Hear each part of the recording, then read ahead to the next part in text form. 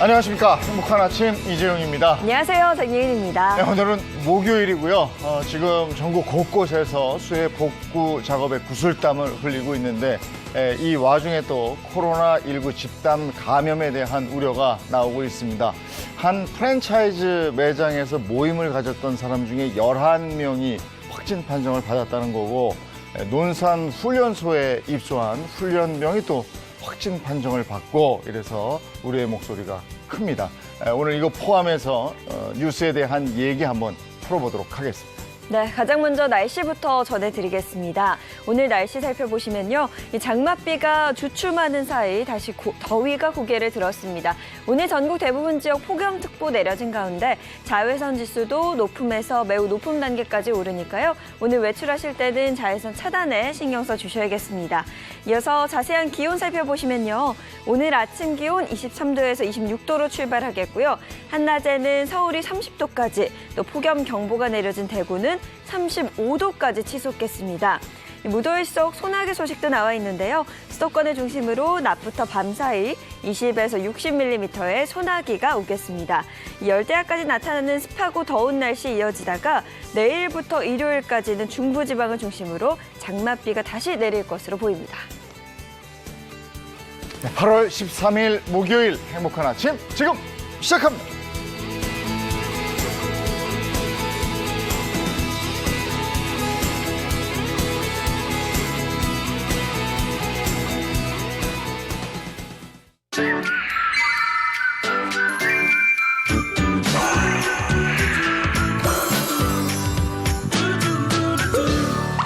네, 오늘은 한 주간의 이슈를 정리해서 여러분과 함께 얘기 나눠보도록 하겠습니다.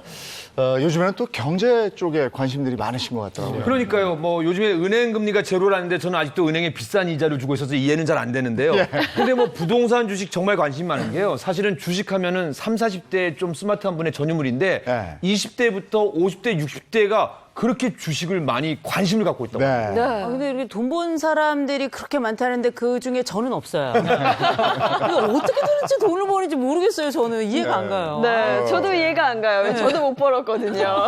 근데 주변 분들 보면 너무 관심 많으신데 사실 경제 내용 자체가 좀 어렵다고 느끼시는 분들 많아서 어떻게 그걸 내 가계부로 가져오느냐 많은 분들이 좀 궁금해하시는 것 같습니다. 지금도 잠깐 얘기 나눠봤지만 우리 주변에서 흔히 듣는 얘기는 시중에 뭐 유동 자금이 넘친다, 그게 부동산으로 간다, 주식시장으로 간다 그러는데 도대체 그 돈은 왜 나한테만 안 오느냐. 이게 초유의 관심사죠. 네. 그리고 지금 말씀하셨듯이 경제를 좀 들여다보려고 해도 수치가 많고 그래프 나오고 막 이런 거 어려워요. 모르겠어요. 그래서 오늘 이 경제를 쉽게 장바구니 경제로 풀어드리겠습니다. 정철진 경제 전문가와 함께 풀어보겠습니다. 어서 오세요. 안녕하십니까. 어서 오세요. 안녕하십니까. 네, 정철진입니다. 네. 예. 근데 그러면은 이 코너만 잘 따라하면 대박 날 수 있다는 생각이 들어서 아까 물어봤더니 따라하면 되는데 투자는 본인 몫입니다 하고 좀 빼시더라고요. 그렇죠. 사실 저 같은 경우도 경알못이라고 혹시 아세요? 경제를 알지 못한다. 경알못이거든요. 그래서 좀 많이 기대하고 있습니다. 네, 앞서도 말했지만 모든 투자의 책임과 결과는 본인 책임입니다. 그렇지만 오늘 이 시간을 통해서 이 요즘에 가장 투자 관련한 뜨거운 핫 이슈들을 철저하게 분석해보는 그런 시간을 갖도록 하겠습니다. 알겠습니다. 그렇다면 이번 주에 주목할 만한 경제 이슈는 뭡니까? 네, 제가 뽑은 첫 번째 투자 관련 이슈는 바로 이겁니다. 신용융자 잔고.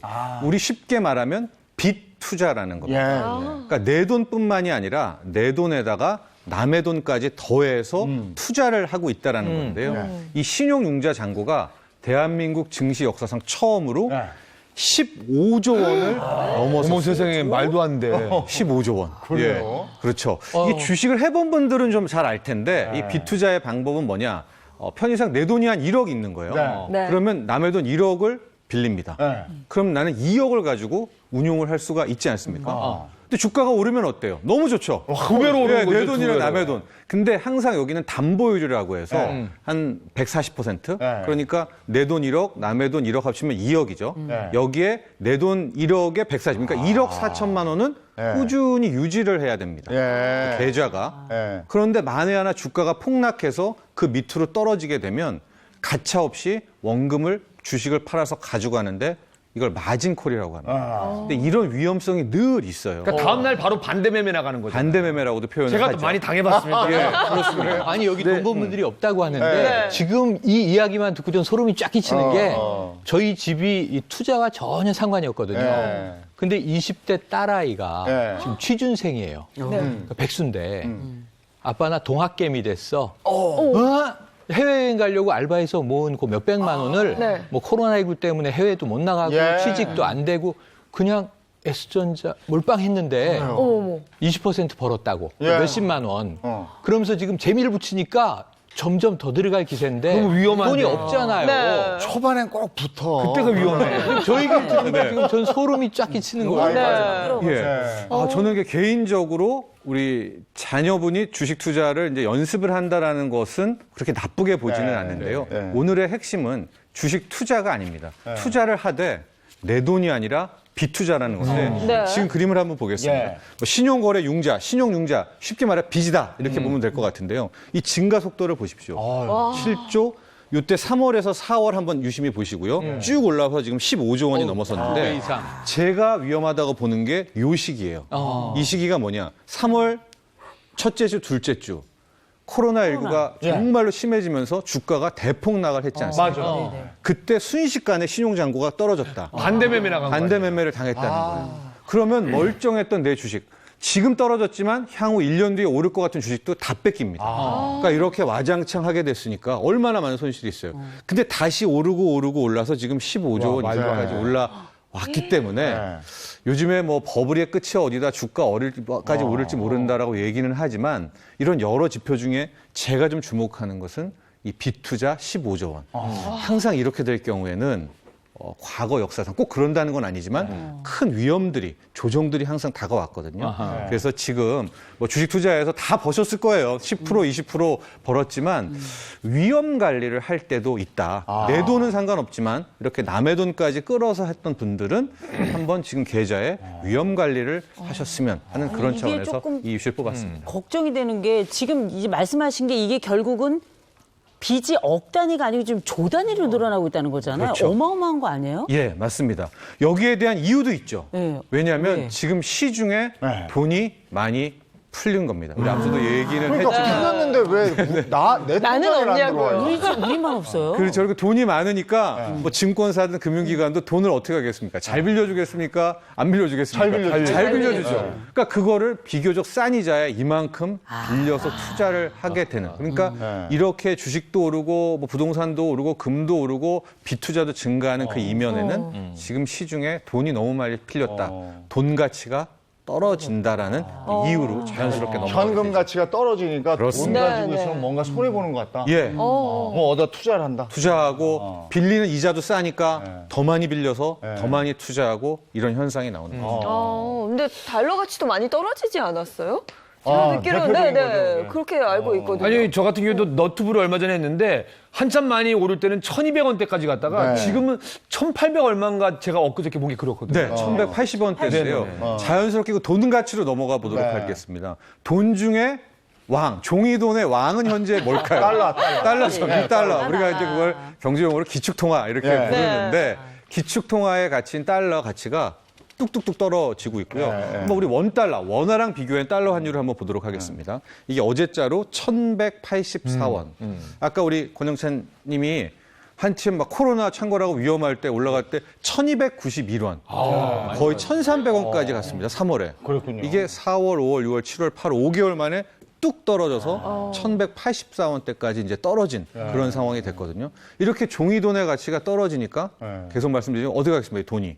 주식으로도 막 하고 투자처를 부동산으로도 찾으면서. 가고 금으로도 가고 막 이렇게 정말 뜨거운 랠리를 펼치고 있는 거죠. 아니 그렇다면 우리가 한번 생각해봐요. 뭐 이 정도에서 돈을 가지고 있으면 돈 가치가 자꾸 떨어지는데 이럴 때 돈도 쉽게 빌릴 수 있고 금리도 네. 낮은데 살짝 빌려서 가치가 오르고 있는 주식이나 뭐 이런데 그렇지. 좀 간다.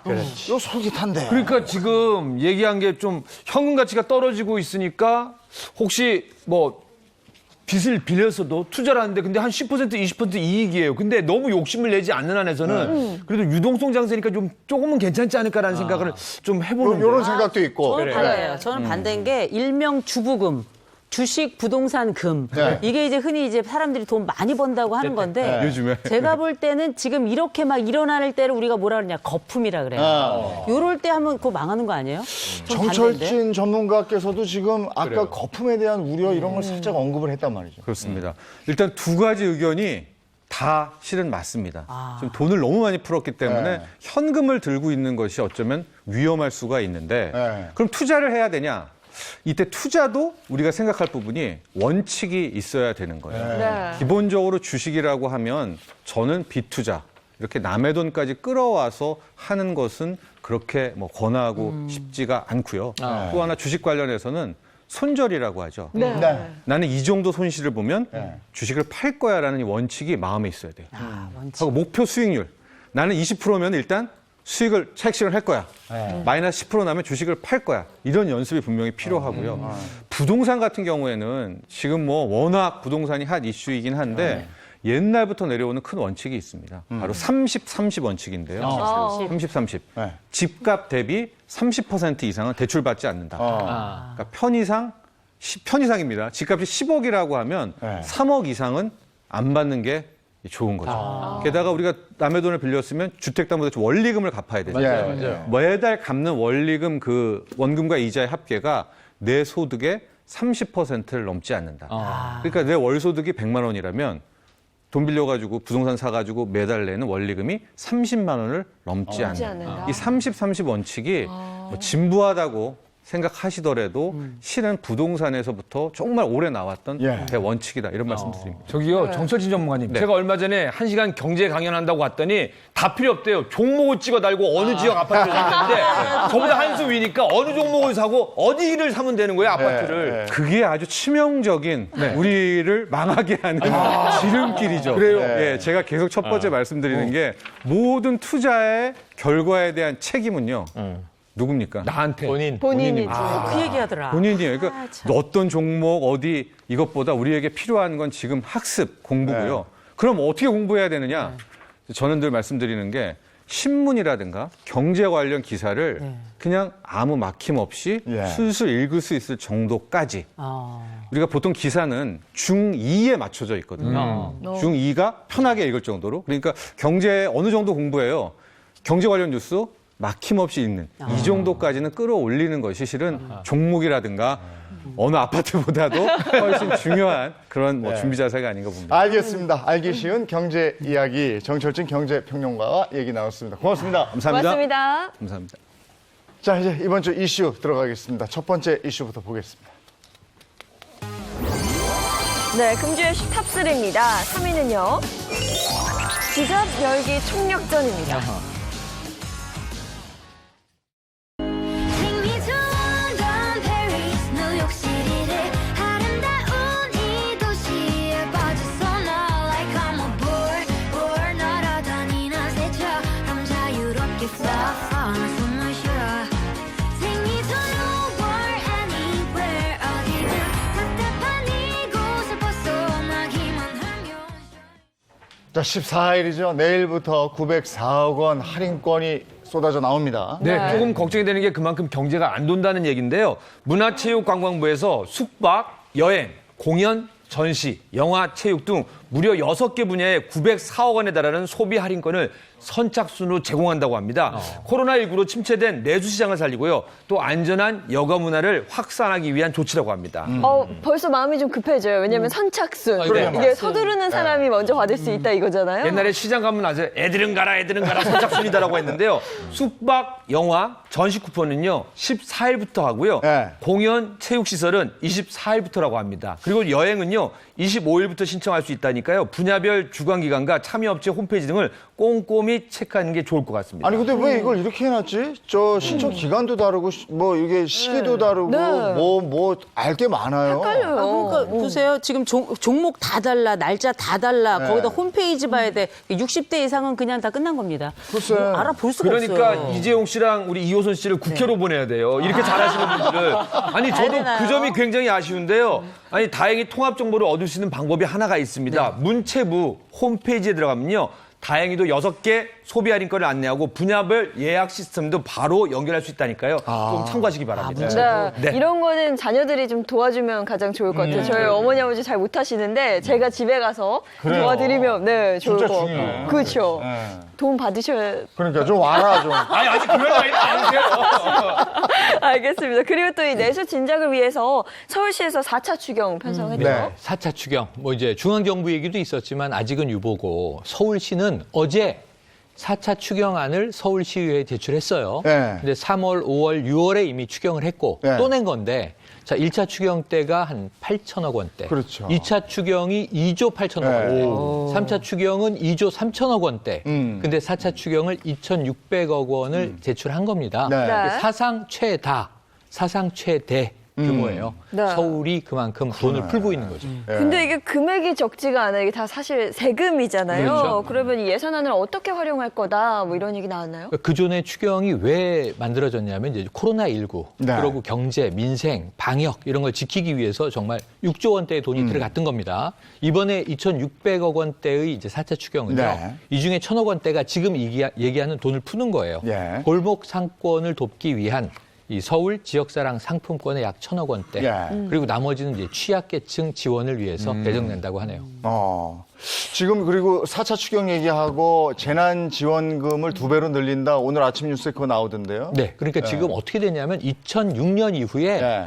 늘지가 않은 거예요. 네. 14년이 됐는데 물가 올랐지 않습니까? 그러니까 이제 집이 완파되면 1,300만 원 드리고요. 반파되면 650만 원 드리고요. 침수 피해 있는 집 100만 원 드리고요. 인터뷰가 나왔는데 한 수재민이 냉장고 값도 안 되겠다. 이런 얘기를 하시더라고요. 근데 이제 그나마 2배씩은 올리는데 네, 많진 네. 않지만 침수된 집은 100만 원이 이제 200만 원으로 올라가고요. 네. 사망자가 나오면 이 피해에 대한 지원이 1,000만 원이었는데 2천만 원으로 올라갑니다. 이건 즉시인 거죠. 즉시입니다. 예, 예. 네. 아 근데 저는 이게 좀 그전에 우리가 7월, 8월에 긴급 그 재난지원금을 다 받았잖아요. 네. 근데 그때는 좋아라고 썼는데 이번에 수해와 관련된 재난지원금이 사실 좀 제가 볼 때는 좀 적은 것 같고 네. 실제 이렇게 그 낭망한 분들이 너무너무 많더라고요. 이게 뭐 다 쓸려 내려갔으니까 이 부분에 대한 좀 지원도 좀 늘려야 되지 않을까 싶은 생각이 들더라고요. 네. 정말 걱정이 큽니다. 그래서 사실. 일단은 이제 2배씩 늘려본 건데. 네네, 그렇죠. 네. 근데 뭐 코로나19부터 시작해서 이번에 폭우 피해까지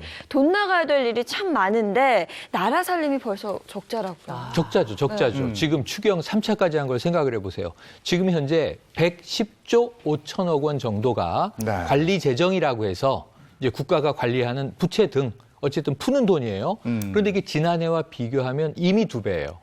지금 8월이잖아요. 네. 이미 2배. 연말까지 하면 더 들어갈 수 있습니다. 그래서 역대 사상 최대치의 정부 관리 재정 상황에 돌입했습니다. 근데 좀 걱정이 되는 게요. 줄 때는 좋았는데 이게 세금이고 내가 낼 돈이고 그러니까 정말 빚이라는 건데 코로나19로 인해 3차 추경 같이 하면서 재정 지출이 늘었기 때문인가요? 아니면 다른 이유가 있나요? 그런 문제도 있고 하나는 세금이 덜 거쳤어요. 예. 그러니까 세금 생각을 해보시면요, 경제가 나빠졌어요.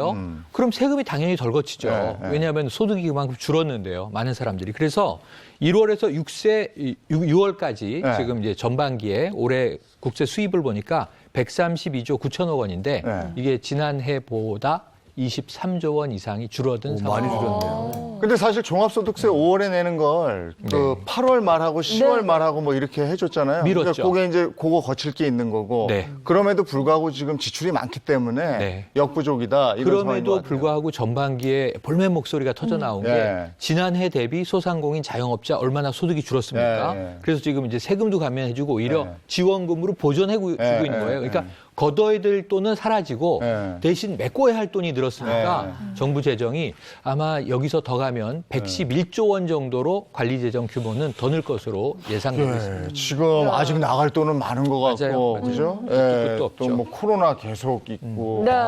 쓸 돈이 많은데. 네, 재정난으로 인해서 걱정이 정말 많은데요. 근데 외국에서는 이런 얘기가 있었어요. 네. 한국이 경제 성장률 1위다. 네. 그래서 이게 무슨 얘기가? 물론인가 느닷없다. 네. 근데 우리도 힘든데 쉽게 말씀드리면 다른 나라들이 우리보다 더 힘들다는 거예요. 한국도 힘들지. 근데 다른 나라보다는 좀 나아. OECD가 이제 엊그제 발표했습니다. 네. 이게 37개 회원국들의 올해 경제 성장률 잠정치 발표를 했는데 우리는 2달 전에 6월에 마이너스 1.2%로 네. 예상했었어요. 네. 근데 0.4%포인트를 올렸어요. 네. 그래서 올해 아마 한국은 마이너스 0.8% 성장률을 기록할 텐데 네. 줄어드는 거죠. 네. 1% 좀 안 되게.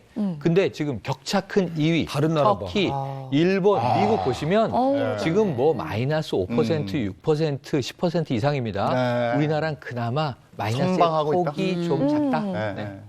그렇군요. 그러면은 참 걱정도 많아지겠고 이런 표를 보면 일단 우리나라는 그나마 낫다. 뭐 이렇게 그나마 해석할 수 나은 있겠네요. 이유가 크게 한 두 가지, 세 가지 정도 네. 있는데 첫 번째는 이 심각한 코로나19 타격을 받을 것으로 예상했는데 한국은 방역을 잘하네, 잘 버티네. 그러니까 내수 시장이 다 망가지고 있는 과정이지만 그래도 좀 버텨내네. 다른 나라보다 요게 난 거예요. 방역 때문에 낫고 두 번째는 선제적으로 많은 돈을 풀고 있어요. 예. 네. 지금 돈 푸는 얘기 드렸잖아요. 네, 네. 그러니까 이거는 IMF가 권장하고 있습니다. 국가가 돈 풀어서 내수 시장 버티지 않으면 어렵다. 그래서 이 두 가지가 잘 지탱하고 있는데 문제는 우리나라는 수출 국가예요. 수출은 마이너스입니다. 네. 수출 안 좋습니다. 왜냐하면 다른 나라가 사야 뭔가 팔지. 그렇죠. 다른 나라 상황이 어려워서 수출은 안타까움이 있네요. 근데 이게 경제 성장률 일단 1위라니까 좋긴 좋아요. 네. 좋긴 좋은데 이제 문제는 이게 워낙에 낙폭이 작아서 그렇게 된 거라 나중에 또 반동 시기가 왔을 때 그만큼 또 올라갈 것도 많지 않게 된다라는 얘기가 그러네요. 되잖아요. 네. 그럼에도 불구하고 이번에 잘 극복해가지고 말 그대로 진짜 경제 성장률 1위가 됐으면 좋겠습니다. 예. 네. 나에게 직접적으로 도움이 되는 것 일단은 그 내일부터 풀리는 네. 904억 원의 소비 할인권인데 요거 꼼꼼히 한번 챙겨보시고요. 네. 자, 다음 이슈로 가겠습니다. 네, 금주시 탑3 2위 보겠습니다. 2위는요. 만사간의 95억 보험금은입니다.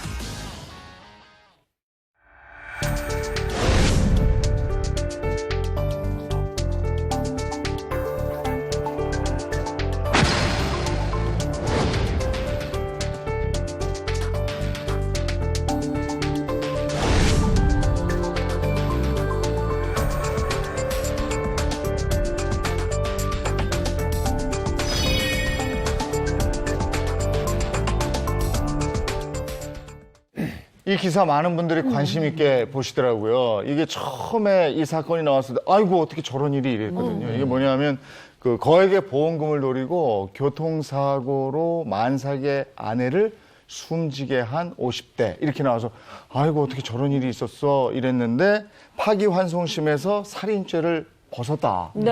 이런 기사가 이제 최근에 나온 거죠. 그러니까 2014년 8월 사건인데 네. 이 사건이 나왔을 때도 제가 브리핑을 하고 있었어요. 네. 근데 이게 너무 이상하지 않습니까? 이렇게 얘기를 했는데 왜냐하면 20대 임신 7개월 만삭의 외국인 아내인데 아까 보신 장면이 새벽에 고속도로 휴게소입니다. 예. 그런데 이 남편이 졸음운전을 해서 서 있는 화물차를 들이받은 거예요. 네. 근데 하필 조수석 쪽이 부딪히면서 아내는 사망, 남편은 생존했는데 문제는 그 다음에 알고 보니까 이 남편은 95억 원대의 보험에 가입했더라. 예. 한 달에 무려 400만 원씩 예. 이 보험을 불입하고 있더라. 이 25개의 보험이다. 그런데 이 중에 일부는 최근 2개월 내에 가입했던 거예요. 네. 그런데 이제 부인이 임신 중에 사망을 한 거죠. 네. 그러면서 이것은 정말 이게 의도적인 것 아니냐라는 또 사회적 공분도 컸고 검찰은 당연히 살인과 보험 사기 혐의로 기소를 하고 6년 동안 재판이 진행됐던 거죠. 네, 뭐 2014년에나 지금에나 굉장히 많은 관심을 받고 있는 네. 일이기도 한데요. 저는 그 보험금 95억 원이라는 것 자체가 일단 이해가 잘 가지 않고요. 네. 웬만한 회사원 월급이잖아요. 400만 원. 한 달에 400만 네, 원씩. 400만 원을 보험금으로 내고 있었다. 이것도 잘 이해는 안 가는 것 같아요. 이제 그때 이 사건이 터졌을 때 이제 아줌마들 사이에 주부들 사이에 어떤 얘기가 있었냐면 자는 남편도 다시 보자 이런 얘기가 나왔었어요. 맞아요. 예. 그래서 아니 어떻게 이럴 수가 있나 이런 얘기가 있었는데 실제 이 사건이 조금 다들 의아했던 이유가 말씀하셨던 것처럼 생명보험을 25개를 들었고요. 네. 그리고 지금 현재는 그때 95억이었지 지금은 이자까지 붙어가지고 100억이 넘는다 그래요. 이런 시점이었죠. 거기다가 아내가 사망한 지 한 달도 안 돼가지고 바로 그냥 그 화장처를 해버린 겁니다. 예. 한 달도 아니고 며칠도 안 돼가지고요. 거기다가 그 아내 혈흔에서 수면 유도제가 나온 거예요. 아내는 그때 임신 7개월이었고요. 네. 그런 상황에서 실제 남편은 졸음운전을 했다 이렇게 주장을 하고 있는데 법원에서 얘기하는 건 뭐냐면 간접 증거만 있지 직접 증거가 없다. 이렇게 해가지고 지금 이제 다시 아직 이 재판은 끝난 게 아닙니다. 네. 다시 진행 중이긴 합니다만 계속 1심 다루고 2심 다루고 대법원에서 했던 이 재판이 달라졌기 때문에 지금 계속 논의가 진행 중인 것 같아요. 하긴 요 정황을 그대로 이렇게 지금 말씀하신 것만 봐도 의심스러운 부분이 네. 몇 개 있는데 그래서 그런지 1심, 2심 판결이 왔다 갔다 했잖아요. 완전히 달랐어요. 처음에는 같은 줄 알았어요. 왜냐하면 1심은 좋아요. 수상하다. 네. 정황이. 그 수사할 수 있습니다. 그리고 그걸 가지고 너무 합리적 의심이 든다. 이건 살인 같다. 기소할 수도 있습니다. 근데 법정에서는 엄정하게 봤는데 수상한 건 수상한데 네. 문제는 명확한 증거가 없지 않느냐.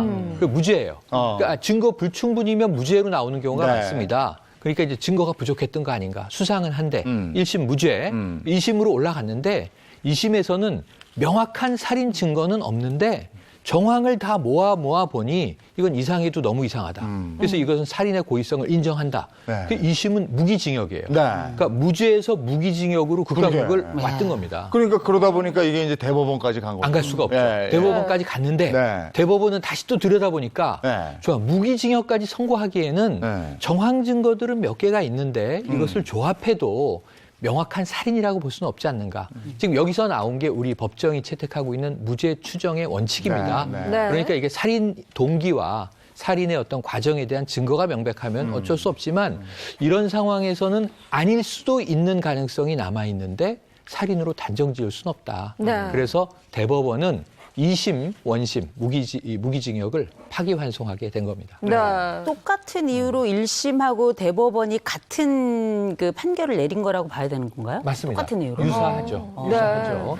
이게 그러니까 만삭의 아내를 죽일 만큼 살인 동기가 없어 보인다라는 얘기인데 근데 보험금이 있잖아요. 보험금. 그렇죠. 그러니까 이제 이런 거죠. 쉽게 한번 질문을 드려볼게요. 그럼 보험이 많으면 살인입니까? 이렇게 물어보면 그런 것도 아니에요. 딱히 대답을 할 수가 없는 거예요. 그것도 아니에요. 그러니까 속으로는 수상하기는 90% 이상 수상한데 네.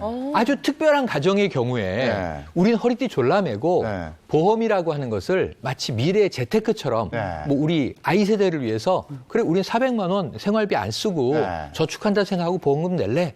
뭐 그렇게 결정했다 한들 그래서 그게 살인 동기라고 바로 직접 연결짓기는 어려워서 중간에 뭔가 명확한 게 있으면 좋겠는데 안타까움이 이제 있었던 거죠. 근데 여기서 이제 보면 그 남편이 어떤 사람이었는가, 네. 네, 그 네. 남편의 주변의 평판은 어땠는가, 네. 그리고 지금 금전적인 상황, 경제적으로는 네. 어땠는가 이런 것도 첨작의 사유가 되지 않나요? 예, 그러니까 이제 400만 원씩 이건 뭐 한 달 월급인데 예. 이게 되겠나. 근데 예. 이 경제적으로 그렇게 궁핍하지 않다라고 법원이 봤는데 아, 그래요? 재판이 진행되면서 나중에는 남편이 어떻게 실토하냐면 사실 경제 사정이 좋진 않았다. 아. 근데 경제 사정이 안 좋은데 추가로 보험금을 더 가입하면서까지 그게. 불입 금액을 늘렸어야 할 이유가 뭔가 이제 요게 수상한 대목인데 하지만 이 남편이 그렇게 아이까지 죽일 정도로 반인륜적이고 파렴치한가 무슨 뭐 그 정도의 상황으로 보기는 또 어렵다. 이게 그러니까 법원이 지금 보니까 판단이었던 거죠. 심증적으로는 뭐 보험을 많이 들였다, 뭐하다 했는데 또 저도 사실은 아이를 늦게 가졌거든요. 네. 근데 아내 입장은 그렇다고 해도 늦게 난 아이를 되게 좋아했을 텐데 그 아버지로서 그런 일을 아버지가 했을까라는 또 그런 생각도 한번 해볼 수는 있는 거거든요. 네, 네. 그래서 검찰에서는 어떤 판결을 내렸죠? 그러니까 검찰에서는 보험금을 타려는 동기가 살인 동기가 너무 명백하지 않나. 네, 네. 95억 원에 눈이 멀어서 가족을 살해할 수도 있고 그런 일은 많이 벌어진다. 변호인은 아니다. 그 정도로 돈이 급하지 않았다. 그런데다가 이 법정에서 확인된 게 뭐냐면 95억 원을 일시금으로 타는 게 아니에요. 네. 이 중에 50여억 원은 네. 나중에 받는 거예요. 그건 오히려 아이를 위한 준비였다고 보는 게 더 옳을 수도 있어요. 그러면 이제 일시적으로 받는 금액은 한 이제 30여억 원이 될 수 있는데 그것 때문에 이 정도가 갔겠는가? 그런데 이제 법원의 판단은 결국 무죄로 기울었습니다. 어쨌든 이 재판이 14년부터 시작해서 6년 넘게 진행이 돼 오고 있는 것이고 그리고 앞으로 남아 있는 거잖아요. 예. 이게 좀 의문이 여전히 조금 남아있다고 할 수 있는 게 납득이 안 가는 그 포인트들이 몇 개 있는데 네. 그 중에 하나가 뭐냐면 남편이 본인의 수입을 처음에는 뭐 500이라 적었다가 그다음에 700만 원 적었다가 그다음에 1000만 원 적었다가 이렇게 계속 왔다 갔다 하는 데다가 그 와중에 보험료를 거의 400만 원에 가깝게 낸 거였거든요. 네. 거기다가 이제 아내가 사망하기 몇 달 전에는 심지어 대출까지 받아가지고 보험료를 낸 걸로 좀 알려져 있기 때문에 아직도 우리가 이게 뭔가 좀 판결에 대해서도 그렇고 뭔가 좀 이게 좀 애매한 구석이 있지 않나 싶습니다. 이례적으로 이런 케이스도 있을 수 있다라는 가능성이 남아있는 상황에서 정황 증거로만 단정짓기는 어렵다. 그 와중에 또 하나 새로운 증거가 중간에 나왔어요. 네. 사망한 아내에게서 수면유도제가 검출이 된 예. 거예요. 그럼 수면제를 먹였다면 이건 정확한 거 아니야? 근데 그 성분 분석을 해보니까 이게 여러 가지 제품에 있을 수 있고 임산부에게 위험하다는 결과가 없는 약물이고 그다음에 치사량에 이르지 않는다. 그러니까 이것도 또 이 정황 증거로 딱히 단정짓기에는 애매한 증거였던 거죠. 저는 상식적으로 저도 이제 아이를 둘을 낳는데 임신을 하면 과일도 못생긴 건 안 먹어요. 맞아요. 근데 우리가 수면유도제라고 하는 게 물론 어디서도 검출될 수 있겠습니다만 검출이 될 양이라면 이게 한 번쯤 좀 고려해볼 부분도 있지 않나 싶은 생각이 좀 들더라고요. 아니 그리고 이 보험을 든 것도 네. 이 보험을 저축으로 생각했을 수도 있다. 네, 뭐 네, 이걸 네. 가지고 대출도 맞습니다. 받았다. 뭐 이런 것도 있었다. 그러니까 이제 보험금의 일부를 담보로 잡아서 대출도 받아서 썼고 이미 이제 보험금을 썼고 그러면 이 가정은 특이하긴 하나 지금 이 90억 원대 보험금을 마치 재테크의 수단으로 활용했던 것은 아닐까? 그렇다면 이 보험금 자체는 살인의 동기 이렇게 이제 등식으로 성립하기는 어렵다는 게 법원의 고민입니다. 좀 일반적이진 않아. 일반적이지 그렇죠. 않아요. 일반적이지 보험금을 담보로. 그러면 제가 조심스럽게 좀 말씀드리고 싶은 건 뭐냐면은 이 사실 아까도 얘기했지만 무죄 추정의 원칙이거든요. 법원은 단 한 명이라도 억울한 사람이 있으면 안 된다 해서 맞아요. 증거가 불충분하면은 검찰에게 더 찾아와라라는 거거든요. 그래서 좀 무죄가 되지 않았나 그런 생각도 좀 그래서 해봅니다. 엄격한 증거가 필요합니다. 우리 법정은 그야말로 이 사실과 증거주의를 채택하고 있는데 결정적 증거가 부족한 사건이다. 그래서 많은 대중들의 심리는요. 그래 저런 케이스가 있을 수도 있지. 돈 때문에 그렇게 아내와 아이를 죽였겠나 하는 이제 여론도 있고 너무 수상한데 이건 증거 불충분에 의한 무죄인 것 아닌가 하는 것도 있고 그런데 이제 지금 현재 파기환송심의 판단은 무죄는 아니에요. 네. 과실에 의한 네, 치사. 과실은 있더라고요. 교통사고 특례법에 의한 치사로 금고 2년인 것입니다. 네, 그러면 이제 가장 궁금한 거. 이 남편이 95억 원, 지금 뭐 이자가 붙어서 100억이라고 말씀하셨는데 네. 그걸 다 받게 되는 건지. 지금 이게 보험금 100억 원이 넘어요. 네. 왜냐면 6년 전 사건이기 이자가 때문에 붙었으니까. 6년 동안에 이자가 계속 붙고 있는 네. 거예요. 이 보험금에는. 네. 그래서 이 보험금 청구 소송에 이 남편은 이제 들어갑니다. 보험사는 그냥 안 줍니다. 왜냐하면 네. 과거에 사건 중에 독초 살인 사건이라는 게 있었는데 네. 사실 독초를 끓인 물을 계속 장기간 먹인 거예요. 아. 의남매 사건이에요. 그러니까 이제 친한 여성들 간에. 그런데 이게 극단적 선택을 하겠다고 평소에 이야기했고 그것을 도와준 것이다. 그래서 자살 방조 혐의가 적용됐는데 형사는 무죄가 났어요. 근데 문제는 이 사망한 여성의 명의로 보험을 들어서 네. 수혜자를 본인으로 한 게 나중에 나왔어요. 그래서 이거 살인 동기 아니냐 네. 그랬는데 형사적으로 살인 혐의는 무죄로 네. 풀려났는데 보험금은 지급되지 않았어요. 그래요? 그러니까 형사와 민사가 다를 수 있다. 그래서 이 95, 이자까지 100억 원 넘어가는 보험금을 네. 수령할지는 좀 더 지켜볼 문제입니다. 그러니까 이것도 민사로 간다. 민사죠. 보험금을 주십시오 하고 청구하는 건 형사와 상관없이 민사인데 그렇구나. 지금 보세요. 무죄, 무기징역, 파기환송, 금고 2년. 네, 네. 금고 2년이잖아요. 네. 어쨌든 치사로까지는 인정이 된 거잖아요. 네. 살인은 혐의를 벗었지만 네. 그래서 이제 보험사의 대응이 이제 또 주목이 되는 상황입니다. 그럼 이게 6년에 지금 재판이 더 진행되고 여기다 민사까지 하면 10년 갈 수 있죠. 야, 이게 그렇게 되는 거군요. 네. 예. 지켜봐야 됩니다. 네. 알겠습니다. 자, 다음 이슈 가겠습니다. 네, 금주이슈 탑3 1위 보겠습니다. 1위는요. 장마가 핥히고 간 자리입니다. 지붕이 힘없이 내려앉았고 문과 벽면도 찌그러졌습니다. 오늘 오전 6시 반쯤 서울 영등포구 신길동의 1층짜리 주택 지붕이 무너졌습니다. 집안에 있던 60대 남성이 갇혀있다 구조돼 인근 주민센터로 대피했습니다. 천장이 다 무너지더라고요. 바둥바둥 하다가 119에서 못 와가고 생각하면 아찔해요. 이제 갈 데도 없어요. 지난 7일부터 오늘까지 179.2mm의 비가 내린 인천에서도 피해가 이어졌습니다. 펜션과 음식점이 모여있는 을왕리 해수욕장 주변 거리에 물이 가득 찼습니다. 쓰레기가 물에 둥둥 떠다니고 거리에 악취가 가득합니다. 물을 푸기 시작했는데 비가 오니까 물이 말리질 않고 더 물이 차는 거예요. 그래가지고 집에 안에까지 다 찼지. 새벽 5시 반쯤에는 인천 서구 수도권 제2순환고속도로 남청리 나들목 부근에서 토사가 도로 위로 쏟아졌습니다. 이 사고로 인천에서 김포로 가는 북항터널 일부 차로의 통행이 중단돼 교통 정체가 빚어졌습니다. 야, 이번 비는 정말 지긋지긋합니다. 그리고 이번 주말 일요일까지 그 일기예보 보니까 비 온다고 돼 있더라고요. 그러니까 네. 이제 장마가 도대체 언제 끝날 것인가. 제가 이걸 계속 체크했는데요. 8월 3일 끝납니다. 8월 5일 끝납니다. 8월 14일 끝납니다. 맞아요. 내일인데 8월 16일까지는 갑니다. 그러니까 일요일까지인데 17일이 대체 휴무일이잖아요. 혹시 예보는 바뀔 수도 있기 때문에 끝날 때까지는 끝난 게 아니고 지금은 장마 중입니다. 소강 국면이기는 해요. 그러니까 지금 신기록을 다 경신했어요. 역대 최장 장마 2013년 49일. 지금 이미 51일째 가고 있어요. 예, 이제 얼마가 마지막 기록일지는 지켜봐야 되고, 그 다음에 날짜로 가장 늦게 끝난 장마가 1987년.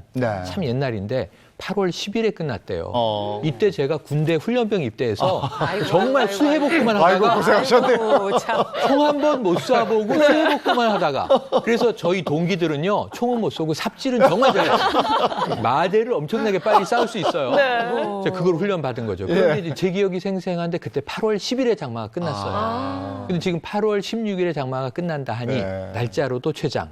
그래서 기록 경신을 하고 있는데 정말 여러 면에서 참 지긋지긋한 장마가 지긋지긋하다 그랬죠. 제가 볼 땐 징글징글합니다. 이렇게 긴 장마도 처음이고요. 또 나아가서 지금 우리가 고온하잖아요. 또 다습하잖아요. 왜냐하면 하루 이틀 좀 비가 안 오면서 온도가 확 올라가가지고 오늘 같은 경우 불쾌지수가 전국에 걸쳐가지고 다 우리가 불쾌지수가 가장 높은 수준이 오늘이거든요. 그래서 오늘은 옷깃만 스쳐도 화가 나는 날이기 때문에 특별히 조심해야 될 수 있어요. 어제도 제가 대전에 강연을 갔는데 청주 쪽에 갔는데요. 물폭탄이 쏟아져가지고 차들이 다 멈추고 이게 중요한 거는 제가 베트남 한참 더울 때 갔는데 안경을 썼잖아요. 실내에 있다 나가면 무조건 앞이 뿌얘지는데 어제 그런 일을 6번이나 경험했어요. 우리가 그랬군요. 네. 정말 이번 장마는 말씀해 주신 것처럼 물폭탄. 그렇죠. 정말 무시무시하게 내렸습니다. 그러면서 피해도 만만치 않았잖아요. 뭐 인명 피해 말씀드릴 거 없고요. 산사태 말씀드릴 거 없고요. 뭐 특별 재난 지역 계속 늘어날 텐데 이 피해의 유형은 크게 3가지예요. 하나 침수, 그다음 급류에 휩쓸려간 뭐 소떼도 있지만 사람도 있고 집도 있습니다. 그다음에 하나는 이제 매몰, 흙이 덮치는 경우죠. 그런데 그 외에 도심에서 이제 싱크홀이 나오는 거예요. 그러니까 이제 이 도로가 푹 꺼지는 거죠, 갑자기. 규모가 좀 큰 건데 싱크홀은. 예, 싱크홀은 좀 큽니다. 사람도 빠질 수 있고 자동차도 빠질 수 있는데 지금 송파구 아파트 단지 입구 앞에 싱크홀 발생했고요. 그리고 지금 8호선 별내선 공사 현장에서도 싱크홀이 나오면서 싱크홀 비상입니다. 싱크홀도 그렇지만 도로 폐임 현상이라고 그러잖아요. 저도 몇 번 경험을 했어요. 맞습니다. 이 도로의 작은 지뢰라고 불리는 도로 폐임 현상, 이 포트홀도 굉장히 문제가 되는데요. 이 폭우가 쏟아지기 시작한 지난 1일부터요. 오늘 아침까지 서울 시내에 발생한 포트홀은 무려 7,680건이나 된다고 하는데요. 지난 10년간 8월 한 달 평균 포트홀 발생 수가 4,800건인데 비해 올해는 10일 만에 2배 가까이 급증한 것이죠. 저도 올림픽대로 가다 깜짝 놀랐어요. 못 피하고 그냥 지나쳤는데 궁덕하더라고요. 그래서 도대체 이게 왜 이런 일이 자꾸 발생하는 이게 건가요? 늘 다니던 길이기 때문에 안다고 생각하고 여기 문제가 없었는데 푹 꺼짐이 있어요. 저는 이륜차 타거든요. 이거는 정말 위험합니다. 큰일 나죠. 나가 떨어집니다. 그래서 이제 정말 위험하니까 조심하셔야 되는데 도로 밑에는 흙이에요. 다 아스팔트가 아니잖아요. 근데 비가 와서 흙이 물을 머금었다가 입자가 다 뒤죽박죽 됐는데 물이 증발되거나 빠져나가면 구멍이 숭숭 뚫리니까 흙이 주저앉는 거예요. 그럼 도로는 그 밑에 집안이 받쳐주질 않으니까 같이 꺼지는 거예요. 그래서 이 부분은 장마가 끝나도 마른 땅에서도 계속 나타날 수 있어요. 앞으로 예의주시하셔야 됩니다. 아니 지금 저 도로 곳곳이 이래요. 정말 주의해서 안전운전 하셔야 되는 거고. 그 사건 뉴스 보니까 거길 지나가다가 타이어가 펑크가 나가지고. 펑크 나죠. 너무 위험해요. 이게 큰 사고로 날 뻔했어요. 그래서 급브레이크 잡으면 이 연쇄 그래요, 추돌이 그래. 있을 수 있고 위험합니다. 네. 이거 외에도 진짜 비가 이렇게 내리니까요. 안타까운 사건 사고들이 또 많더라고요. 저는 이 사건 좀 주목해 봤는데요. 자, 장마예요. 네. 자, 인명피해도 중요하지만 이미 돌아가신 우리 부모님과 혹은 조상님들의 유골이 장마에 흠뻑 젖어버렸다. 아이고 이거 어떻게? 유실됐다. 예. 이런 사건이 벌어진 겁니다. 네. 광주가 침수가 됐는데 건물 지하에 유골을 모아놓은 거예요. 예. 네. 납골당이죠. 네. 납골당이 침수되면서 무려 1,650여 기의 유골함이 침수가 됐습니다. 네, 참 유족들의 마음이 얼마나 아팠을까요? 그래서 관련 영상 준비해봤습니다. 우리 아들 가족 너무 많이 찼어. 너무 많이 찼어. 물이 너무 많이 찼어. 어떡해. 이게 지금 물이 가득 찬 거야 이게? 이때 연락을 안 했으면 다 왔을 거 아니야. 뭐 유족분한테 문자를 날려서 지금 이런 상황인데 와서 뭐 유골을 좀 가져가실 분은 가져가시고 좀 하십시오라고 좀 하면 되는데 그냥 밑장 부리듯이 그냥 뭐 대충 그냥 그런 식으로. 참 그 슬픔과 분노가 좀 그대로 느껴지는 그럼. 것 같아요. 네, 화나죠. 우리가 가족을 잃는 것 자체도 굉장히 고통스러운 일이에요. 그런데 우리가 사실 간신히 가라앉혔던 이 슬픔이 이번 장마에서 사실 이런 일이 있을 거라고 상상도 못했고요. 더군다나 이런 일이 벌어지고 나면 슬픔만으로 끝나는 게 아니라 내가 왜 굳이 여기다 이렇게 해서 내 아들을, 내 가족을 이렇게 두 번 아프게 하나 이런 죄책감까지 함께 들기 때문에 제가 볼 때는 이 가족 전체가 가지고 있는 이 마음의 장마가 제가 볼 때 이 가족들에게 더 크지 않을까 싶습니다. 네, 이 사건이 뭐 단순 이 수재가 아니라 인재라는 이제 의혹과 주장이 계속 또 나오고 있는 상황입니다. 아니 사실은 뭐 천재라고 하더라도 조금만 우리가 관심 가지면 충분히 미리 손쓸 수 있는 건데 게다가 부모님의 유골이 사라지고 이거 인재라고 하니까 더 화가 나는 거 아니에요? 그렇죠. 근데 아까 몇 분 얘기 들어보니까 이게 늦장 대응을 했다 이런 부분도 얘기가 나와요. 그러니까 납골당 지하에 1,000여 기가 넘는 유골함이 모여 있는데 침수가 시작되면 뭔가 조치가 있었어야 되잖아요. 그렇죠. 그러니까 늦장 조치가 있었다는 게 유족 측의 주장인데 자, 침수됐다는 소식을 뒤늦게 듣고 달려왔더니 물에 잠겨 있는데 현장에는 소방 관계자, 경찰 이런 사람들은 출동해 있었는데 추모관 관계자는 보이지도 않더라. 문자 메시지도 아주 늦게 날아왔다. 그럼 이것은 사실은 미리 유골함들을 좀 비가 안 맞는 곳으로 옮길 수 있었는데 늦장 조치 때문에 이렇게 다 물에 젖은 거 아니냐 하는 또 한탄이 나오고 있습니다. 물론 이제 뭐 납골당이 크긴 하지만서도 사실은 물이 갑자기 쏟아내는 건데 촘촘하게 이렇게 조금씩 쏟아지기 시작하거든요. 네. 그럼 그때 미리 옮겼으면은 혹시 만약에 내 부모님이나 내 가족에게 있었다면 저렇게 냅뒀을까라는 생각을 한번 해보는 거죠. 그렇죠. 그래서 납골당 측에서는 어떻게 한대요? 일단 입장을 냈습니다. 뭐냐면 이제 원하는 유가족이 요청을 하는 경우에는 이 유골은 젖었는데 있잖아요. 이걸 재화장을 해서 원하시는 새로운 유골함에 모셔드리도록 하겠습니다 하는 입장을 냈는데 이건 또 트라우마예요. 저는 이번 사건에서는 그런 얘기를 뭐 아직 제가 들은 바 없지만 과거에 항상 이제 부모님이나 할아버지 할머니가 꿈에 나오시는 거잖아요. 그럼 묘부터 가보지 않습니까? 우리나라 사람들이. 그럼 뭐 이 저 동물이 굴을 파네, 뭐 물에 쓸렸네, 뭐 이런 얘기가 나오거든요. 이 1,650여 가족들은 상당히 좀 심리적 트라우마가 있을 것으로 봅니다. 네, 인재다 이런 이야기 나오고 있는데요. 더 이상 유족들이 마음의 피해 입지 않도록 대처를 잘 좀 해줬으면 좋겠습니다. 그런가 하면 이 최악의 장마에 동물들까지 순환을 겪었다고 합니다. 많은 분들 보셨을 것 같은데요. 영상 보시죠. 주택 지붕 위에 소 5마리가 오도 가도 못하고 서 있습니다. 지난 7일부터 내린 폭우에 구례읍 일대가 물에 잠기자 소들이 차오르는 물을 피해 지붕으로 올라간 겁니다. 2마리가 아직 마취가 안 되고 있는 상황입니다. 그래서 쉽게 접근하지 못하고 지금 기다리고 있는 상황이 좀 어려운 것 같습니다. 가까스로 마취된 소들은 안전하게 밧줄에 매달아 크레인으로 한 마리씩 구출해냅니다. 미처 소들을 구하지 못하고 급히 대피했던 농부는 소들이 안전하게 내려오자 눈물을 글썽입니다. 자식 같은데 너무 마음이 아프고 어제는 못 구했어요. 근데 오늘 다행히 오셔갖고 구해줄게 너무 감사하고 눈물 나올 정도예요. 며칠 동안 홍수와 사투를 벌인 탓에 소들의 건강도 나빠졌습니다. 오랫동안 물에 빠져 있는 상태에서 또 밖에 방치되어 있는 상태다 보니까 상태들이 좋지 않습니다. 이 호흡기 증상이 다 있고 이번 폭우로 구례 지역 농가에서만 소와 돼지 등 3,600마리의 가축이 피해를 본 것으로 추정되고 있습니다. 사람도 사람이지만 이번 장마 피해는 뭐 동물도 비껴갈 수가 없었죠. 네. 아니 뭐 사실 저희 아버지 집에도 물이 들어와가지고 그 물 퍼내느라 한참 걸리긴 했는데 저희 아버지 집 근처에 있는 축사에서도 소가 지금 3마리가 죽었다고 얘기를 들었거든요. 근데 이 가축을 키워보신 분들은 아시겠지만 이게 정말 자식처럼 키우고 더군다나 이게 또 자산이기도 하게 우리가 크게는 또 생명이잖아요. 예. 이번에 이제 수해 당해가지고 소 끌어올리는 거 보니까 막 목에다가 이렇게 끌어올리니까 제 숨이 막 막히는 것 같더라고요.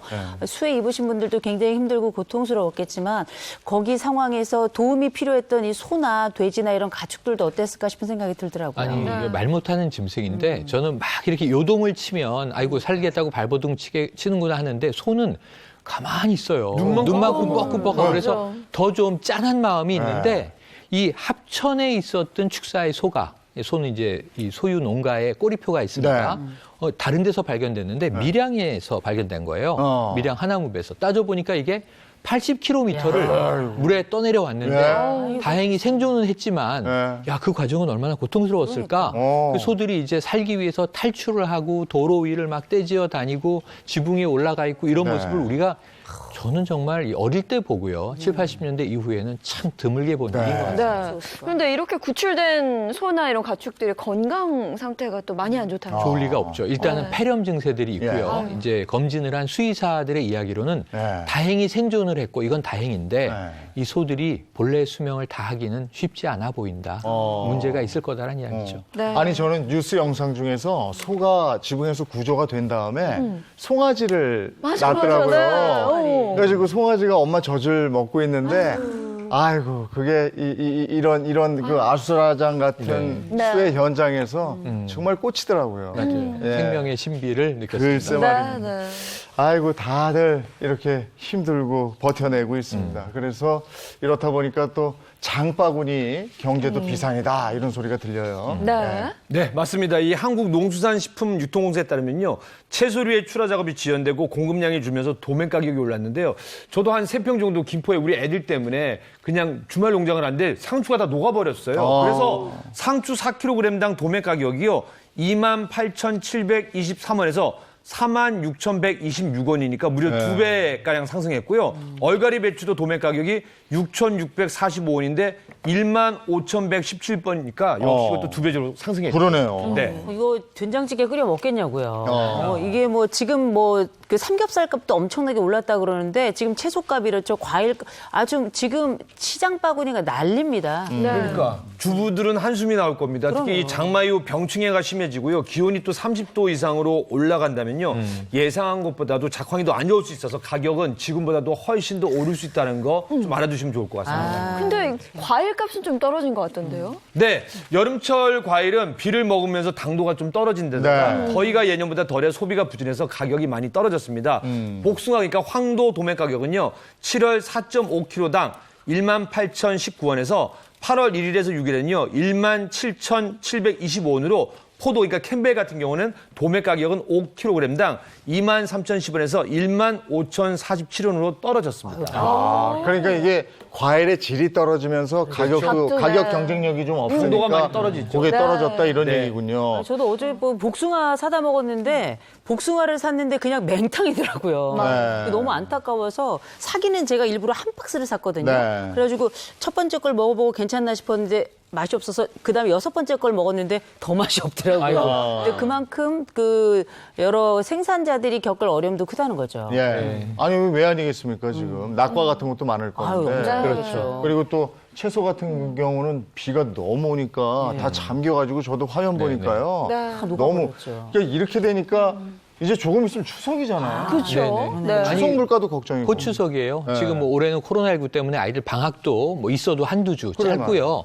이번 주말 광복절 그리고 17일 대체 휴무 지나고 여름이 훅 가면 바로 추석인데 그나마 다행인 건 추석이 빠르면 9월 초중순에도 있지만 올해 추석은 10월이에요. 그러니까 정부 입장에서는 지금 딱 한 달 반의 시간이 있는데 농산물, 아까 과일, 채소 전부 다 지금 수급 초비상입니다. 네. 특히 추석 물가가 초비상인 거죠. 네. 그래서 지금 이미 농산물 가격 안정을 위한 태스크포스를 지금 짰고요. 이 수급 관리를 한 달 반 동안 최대한 해서 추석 물가가 높지 않도록 잡겠다고 하는 네. 입장이긴 한데 지금 1차적으로 수해, 네. 농가 피해, 그다음에 물가, 소비자 피해, 또 맛도 없다고 지금 네. 말씀하셨고 그래서 이 사이에 수급 조절 문제, 네. 시장 혼란 이런 문제가 이제 한 달 반 안에 수해 복구와 함께 잡힐 수 있을 것인가 좀 이 정부의 노력을 당부드리고 싶습니다. 저는 우리가 저 친척들하고 다 모이는 게 추석하고 설 명절 아니겠습니까? 딱 두 번이죠. 네. 그런데 이번 같은 경우는 또 코로나에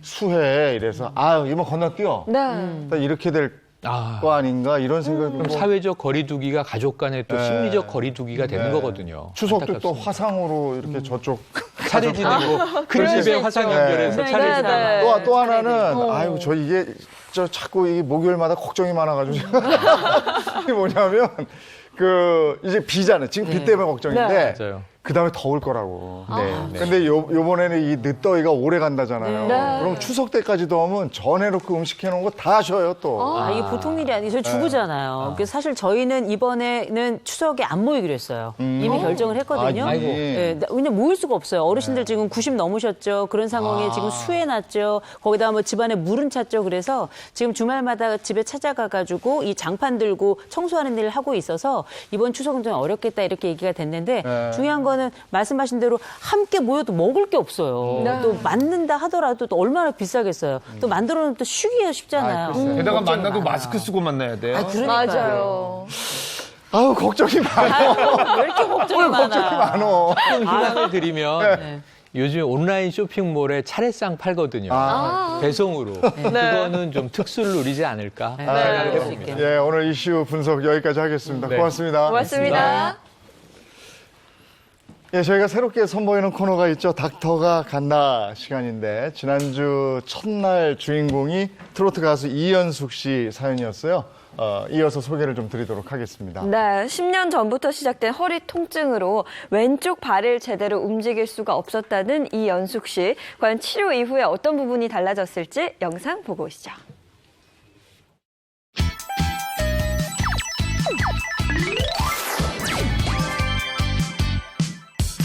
국민 건강 프로젝트 닥터가 간다. 지난주 방송된 트로트 가수 이연숙 씨.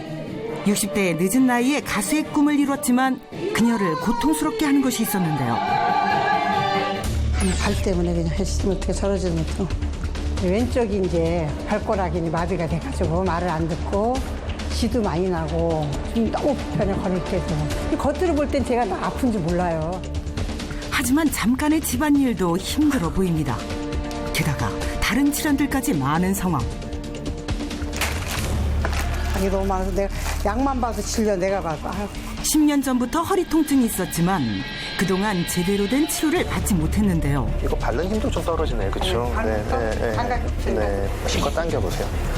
못 당겨. 마비가 생긴 경우에는 돌아오지 않을 수도 있고요. 한번 자세히 진찰해봐야 되겠지만은 꽤나 심각한 상태일 거라고 예상이 됩니다. 예상보다 심각한 상황에 모두가 놀랐는데요. 이거 고치기만 하면 너무 좋을 것 같아요. 지금 너무 힘들어요, 괴롭고. 어머니 울라 그런다. 울지 마세요, 어머니. 네, 울지 마시고 분명히 우리 선생님이 고쳐주실 겁니다, 쌤. 네. 제가 조금 더 드릴 테니까 좀 부탁을 좀 드리겠습니다. 최선을 다하겠습니다. 네. 무조건 내 다리다 생각하고 알겠습니다. 최선 어쨌든 다 해주십시오. 네, 알겠습니다. 울지 마시고. 과연 그녀의 발은 정상으로 돌아올 수 있을까요? 근데 오늘 스케줄 없으세요? 코로나 때문에 해서 이제 많은 손님은 없지만 제가 이제 라이브에서 저녁에 좀 노래를 부르고 있어요. 오늘 그러면 그 스케줄 가셔야 되는 거예요? 네, 가야 돼요. 잘 됐네. 제가 애가 셋이거든요. 지금 집에 가면 애를 봐야 됩니다. 방송을 조금 더 하면 애를 안 봐도 돼요. 제가 오늘 옆에서 좀 도와드리겠습니다. 우리 정쌤은 오늘 시간 어떻게 되세요? 저도 집에 애가 있기 때문에 천천히 들어가는 게 좋습니다. 천천히 가나요? 그럼 우리 일일 매니저를 저희 좀 써주시면 안 돼요? 그럼 전 너무 좋죠. 괜찮아요? 너무 좋죠, 그럼. 그러면 저희가 또 짜잔! 여러분 이게 보통이 아니거든요. 보시면 일단 손소독제. 자, 빨리빨리 손소독 해야 돼 바로. 손소독 하고요. 연예인분들은 이거 병 뚜껑 안 땁니다. 잘 보세요. 요 위에 알죠? 뚜껑 위에 바로 이렇게 꽂거든요. 이거 보셨어요? 이거 전지현만 먹는 건데 우리 이현숙 씨가 이제 드시는 거야. 드셔보세요, 빨리. 주시면서 또 이게 저도 하나 준비했습니다. 선글라스. 너무 감사해요. 야, 이게 제일 멋있네. 오! 아유, 눈부셔. 아우, 눈부셔, 우리 스타. 우리 이현숙 스타. 오늘 바로 스케줄 하러 가시죠? 네. 자, 네. 자, 나오세요.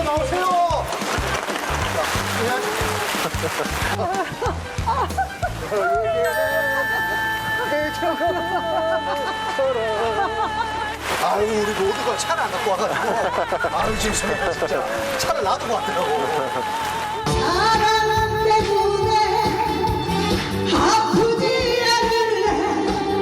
잘한다! 화이팅! 나의 심정을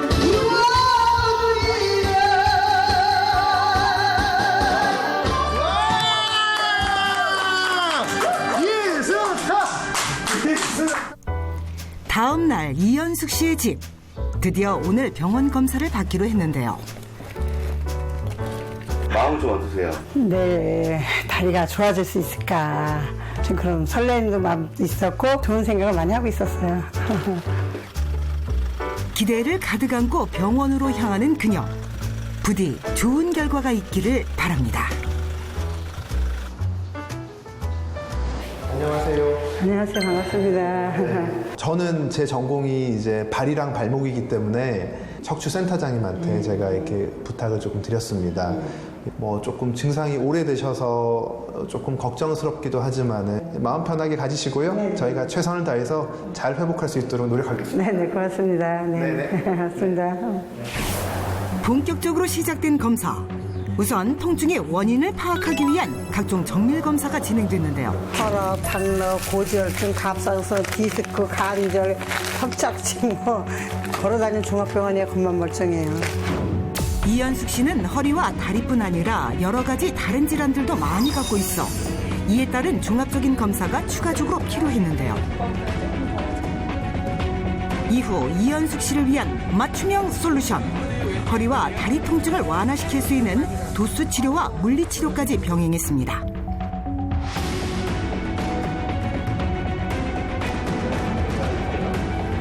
드디어 검사 결과가 나왔는데요. 이 검사 결과가 그렇게 좋지 않은 걸로 나왔어요.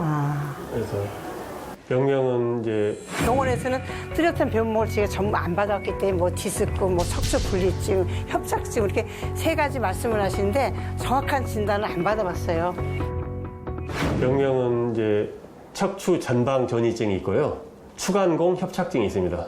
그러니까 척추 전방 전이증은 뼈가 앞으로 밀려가지고 뼈도 끊어져 있고 척추 전방 전이증이라고 이야기를 하고요. 그다음에 추간공 협착증이라는 건 뼈와 뼈 사이에 신경이 지나가는 길목이 뚫려 있어야 되는데 여기는 까맣다는 거는 신경 디스크도 빠져나와 있고 신경은 여기 어디에인가 꽉 눌려 있습니다. 허리에서 신경이 눌리면은 증상이 다 비슷합니다. 흔히 좌골신경통이라고 하는 그 엉덩이 허벅지를 따라서 다리까지 내려가는 그런 다리 통증이 있고요. 그다음에 허리 통증도 있고요. 그래서 협착증은 특징적으로 걸을 때 증상이 심해서 잘 못 걷습니다. 걷다 보면 자꾸 쉬고 싶고 또 누우면 낫고. 그런데 이분은 허리를 펴고 누워도 증상이 생길 정도면 많이 심한 거죠. 지금까지 통증이 계속 진행되어오는 그 속도로 점점 진행돼서 발목의 힘도 더 없어질 겁니다. 지금 발목이 반쯤 마비가 됐거든요. 시술을 하거나 주사 치료를 하거나 하는 걸로 해서 나을 수는 없고요. 수술을 해야 될 상태입니다. 그거 봤을 때 깜짝 놀라고 내 자신이 원망스럽더라고. 이 정도 방치를 했었나. 참 다행인 것 같아 이번에. 발견했다는 것 자체가. 흔들리는 치연 없으시죠? 10년 전 막연한 두려움에 받지 못했던 수술을 이제야 받게 된 이현숙 씨. 부디 수술이 잘 돼야 할 텐데요. 드디어 본격적인 수술이 시작됐습니다.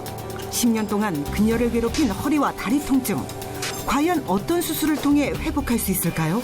디스크가 주저앉아 있던 거를 이렇게 이제 그 사이에 케이지라는 거를 철망이죠. 철망을 삽입해서 디스크 주저앉은 자리를 인공 디스크에서 들어 올려준 거죠.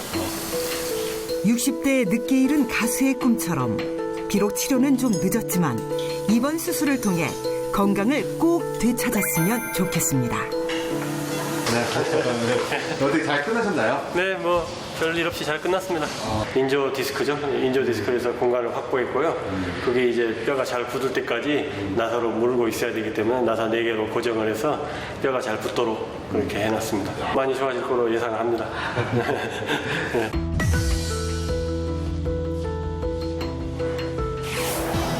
다음 날 반가운 손님이 찾아왔습니다. 네, 반갑습니다. 네, 별건 아니지만 네, 조그만 거 하나 가지고 왔습니다. 무거우니까 제가 여기다 놔둘까요? 네, 놔두고. 자, 그럼 잠깐만 좀 앉으시고, 그래도 수술한 지 얼마 안 되셨으니까 지금 상태는 어떻다고 하던가요, 선생님이? 네. 너무 좋게 잘 나왔더라고요. 아, 잘 나왔대요? 네. 어떻게 늘 몸이 좀 불편하셔가지고 주무시는데 힘들다고 제가 들었는데. 어제 수술하고 나서는 참 잘 잤어요. 신기할 정도로. 진짜 다행입니다. 오늘 진짜 다행입니다. 나도 너무 좋아요. 네. 어제는 지금은 이제 허리 여기 네. 수술한 부위만 아프지 다른 아픈 데 하나도 없어요. 하나도 없어졌어요? 그리고 저희가 제일 걱정했던 부분이 왼쪽 이 발들 그리고 발가락 이런 것들이 움직이지 않았었잖아요. 마비가 유독 심했던 왼쪽 다리. 그래서 전혀 움직이지 못했던 왼쪽 발과 비정상적이었던 발가락. 결과가 어떻게 나왔을지 혹시 지금 움직여도 된대요? 지금 움직이는데 이제 아무래도 이게 물려있던 시간이 10년 정도 됐잖아요. 아, 그렇죠, 그렇죠. 지금 서서히 회복이 됐는데 지금 이제 감각이 많이 돌아왔어요. 네. 가장 궁금했던 왼쪽 발. 과연 움직일 수 있을까요? 이렇게 올라가잖아요. 내려보세요 한번. 오! 올리고. 이야. 이게 좀 금방 안 돌아가고 돌아오는데 이렇게. 그렇죠. 오늘 힘이 들어가잖아요. 와. 행복한 아침에 닥터가 다에 속에서 이렇게 병도 고치게 되고 그래서 너무 행복하고 좋아요. 정말 진심으로 감사드리고 싶어요. 의사 선생님도 너무 감사하고요. 모든 뭐 여러분 신경을 쓰셔서 어차피 뭐라고 할 말이 없습니다. 너무 감사합니다. 수술 직후 무척이나 만족해하는 이현숙 씨. 앞으로 더욱 건강하게 노래하길 바랄게요. 환자복을 입으셨지만 그래도 밝은 미소를 보니까 참 좋습니다. 이현숙 씨 계속 활동하시고 건강하셨으면 좋겠습니다. 네. 닥터가 간다는 시청자 사연을 봤잖아요. 네, 맞습니다. 행복한 아침 홈페이지 게시판을 통해서 남겨주시면 됩니다. 많은 분들의 참여를 바라겠고요. 다음 주 이 시간에는 두 아이의 아빠이자 20년 차 요리사의 사연 만나보도록 하겠습니다. 네, 오늘 금요일, 이번 주도, 오늘이 목요일입니다. 목요일, 네. 또 이게 헷갈려요. 왜 이러지?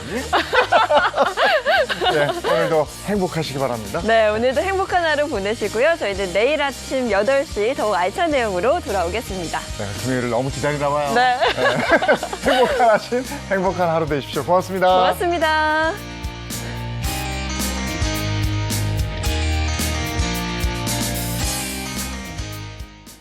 채널 A